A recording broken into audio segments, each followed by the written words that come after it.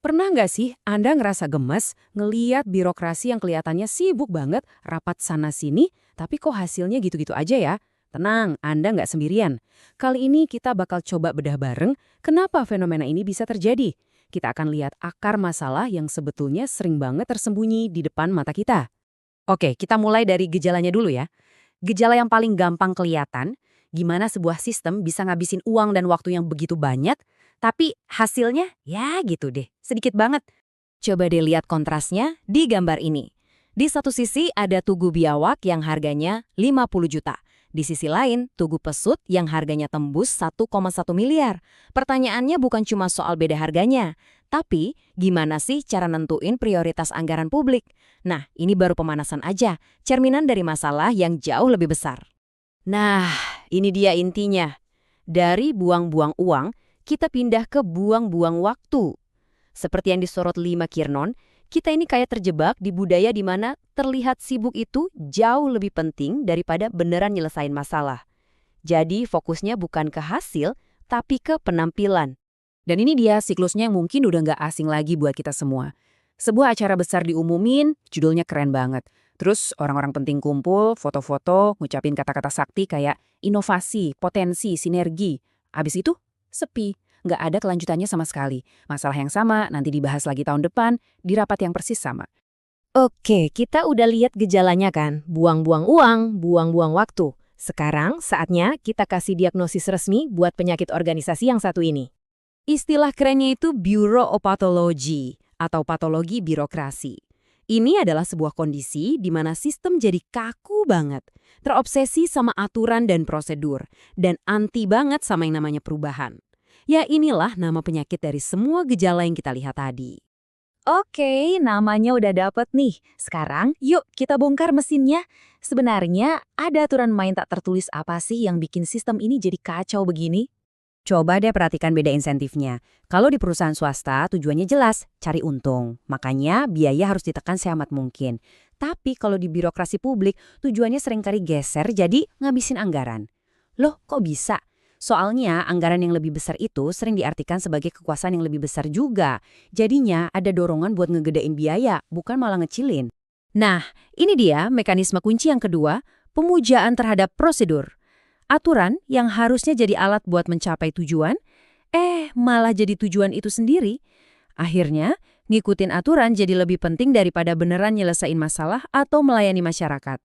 Terus, kenapa sih aturannya bisa jadi banyak dan ribet banget?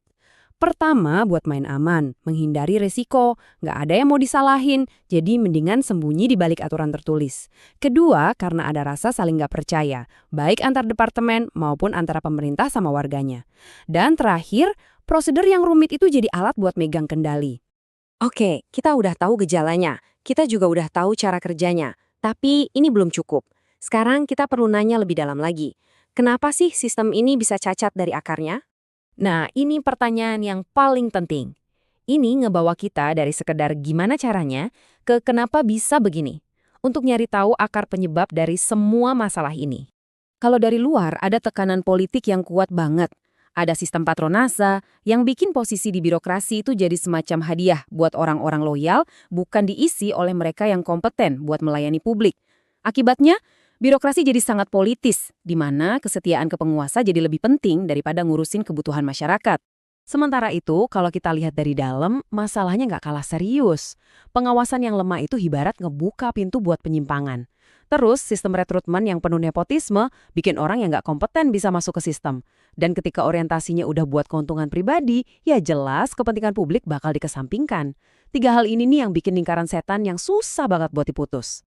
Nah, sekarang mari kita lihat dampak nyata dari semua penyakit ini dalam bentuk angka. Sebenarnya, berapa sih harga yang harus kita bayar?